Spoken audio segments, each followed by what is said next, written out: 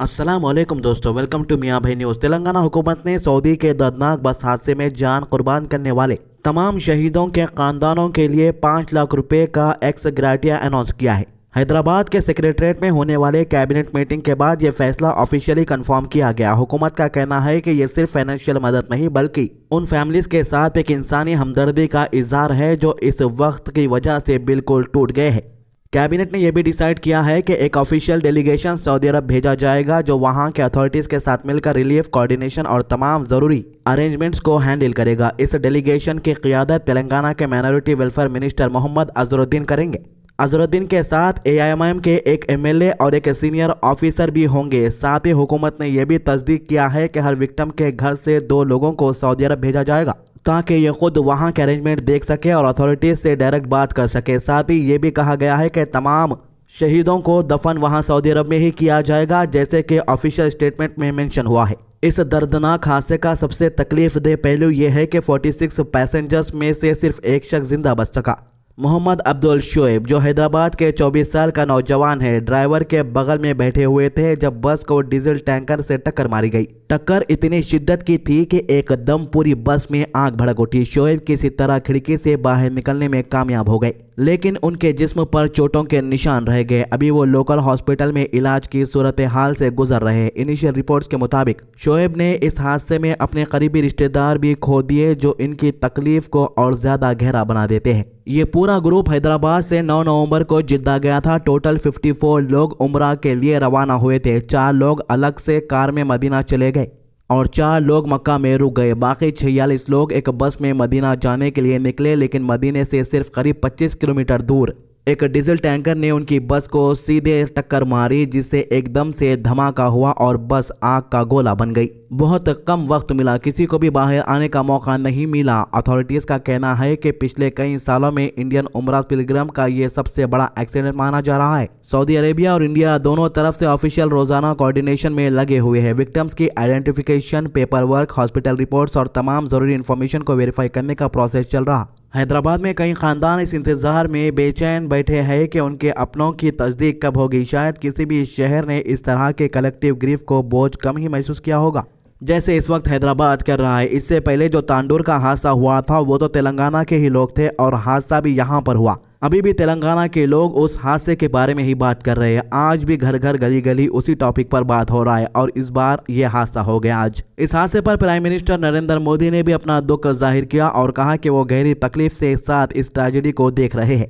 मोदी ने इंजर्ड लोगों के लिए दुआ की और कहा कि इंडियन एम्बेसी रियाद में और कॉन्सुलेट जिद्दा में पूरी रात दिन एक्टिव है, फैमिलीज को सपोर्ट कर रहे हैं और सऊदी अथॉरिटीज के साथ क्लोज कोऑर्डिनेशन में काम कर रहे हैं। External affairs minister S Jaishankar ने अपना इजहार अफसोस किया और कहा कि वो इस हादसे से पूरी तरह सदमे में है। उनके मुताबिक इंडिया के डिप्लोमेटिक ऑफिशियल दोनों शहरों में विक्टिम के फैमिली से कांटेक्ट में है और उन्हें हर तरह की मदद दी जा रही है। हैदराबाद पुलिस कमिश्नर सज्जनर ने बताया कि 54 लोगों का पूरा ग्रुप हैदराबाद से उम्रा के लिए गया था। 2 फैमिलीज का तो पूरा घराना इस हादसे में शहीद हो गया। कई लोग मल्लापल्ली से बिलोंग करते थे जहां इस वक्त अफसोस का माहौल है। लोग हालात समझने की कोशिश कर रहे हैं लेकिन इतनी बड़ी ट्रेजेडी का असर शब्दों में बयान करना बहुत मुश्किल हो जाता है। जिद्दा का कॉन्सुलेट जनरल ने एक 24/7 कंट्रोल रूम ओपन किया है जहां से फैमिलीज को अपडेट दी जा रही है। फोन लाइंस, इमरजेंसी कोऑर्डिनेटर्स और फील्ड ऑफिसर्स हर वक्त सऊदी ऑफिशियल के साथ कनेक्टेड है ताकि हर एक डिटेल को सही तरीके से क्रॉस चेक किया जा सके। कई लोग हॉस्पिटल के चक्कर लगा रहे हैं ताकि किसी जिंदा बचे हुए मुसाफिर की पहचान हो सके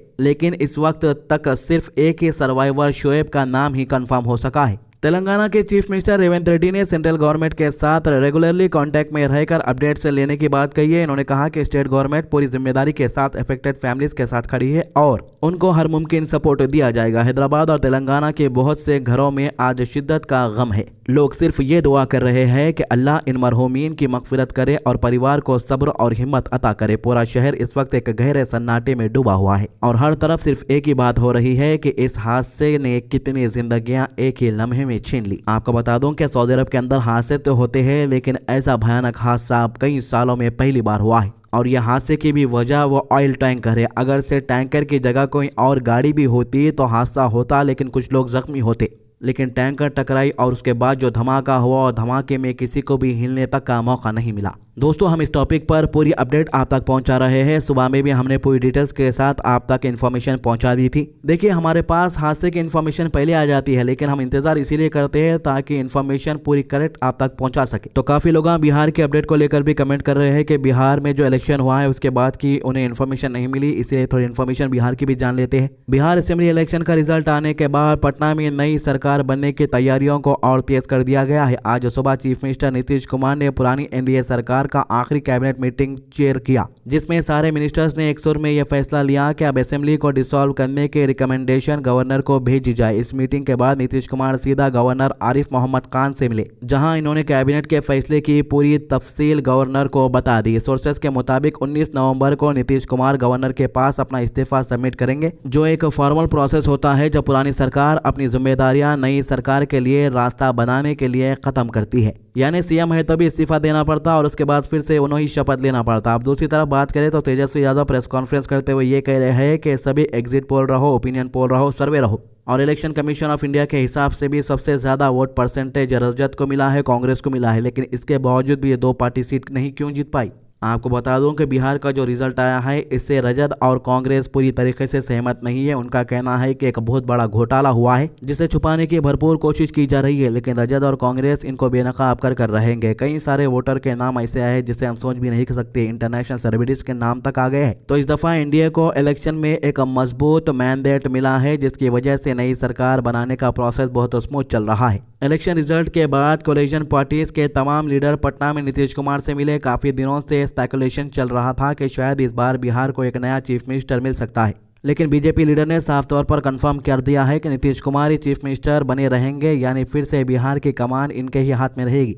बीजेपी के सीनियर लीडर और former deputy chief minister Tarkishore Prasad ने मीडिया से बात करते हुए कहा है कि बीजेपी लेजिस्लेचर पार्टी की मीटिंग ट्यूसडे को होगा, फिर उनके बाद एनडीए लेजिस्लेटर पार्टी का मीटिंग जारी रहेगा, जहां नीतीश कुमार को रस्मी तौर पर लीडर इलेक्ट किया जाएगा। इन्होंने ये भी कहा है कि डिप्टी चीफ मिनिस्टर के पोस्ट को लेकर बिल्कुल कोई डिस्प्यूट नहीं है और इस बारे में पूरा फैसला बीजेपी की सेंट्रल लीडरशिप तय करेगी। तारकिशोर प्रसाद ने यह भी बताया कि इस दफा स्वेरिंग इन सेरेमनी बहुत ही शानदार और धूमधाम से होगी। पटना के गांधी मैदान में तैयारियां पूरी जोश शोर से चल रही है और वेन्यू को आम लोगों के लिए टेम्पररी बंद कर दिया गया है ताकि अरेंजमेंट स्मूथली हो सके। खबर यह भी आ रही है कि 20 नवंबर को नई एनडीए सरकार का शपथ ग्रहण होगा, जिसमें प्राइम मिनिस्टर नरेंद्र मोदी और कई एनडीए रूल्ड स्टेट के चीफ मिनिस्टर भी शामिल हो रहे हैं। पूरा बिहार इस ग्रैंड सेरेमनी का इंतजार कर रहा है, क्योंकि नीतीश कुमार के फिर से सीएम बनने की तस्दीक ने सियासी माहौल को और ज्यादा गर्म कर दिया है। इस पूरी डेवलपमेंट का मतलब ये है कि बिहार में फिर एक नए नीतीश कुमार के तजुर्बे और सियासी सोच के साथ एनडीए अपना नया दौर शुरू कर रही है